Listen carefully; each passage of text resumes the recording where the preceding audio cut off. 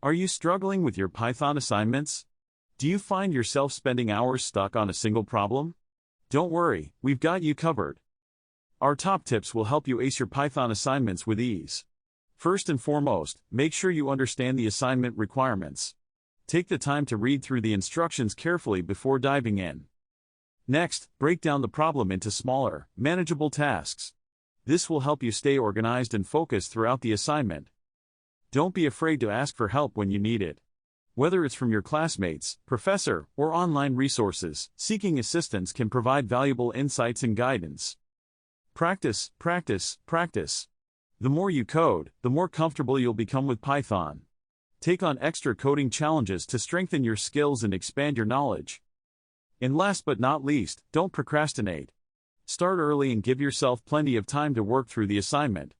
This will prevent unnecessary stress and allow you to produce your best work.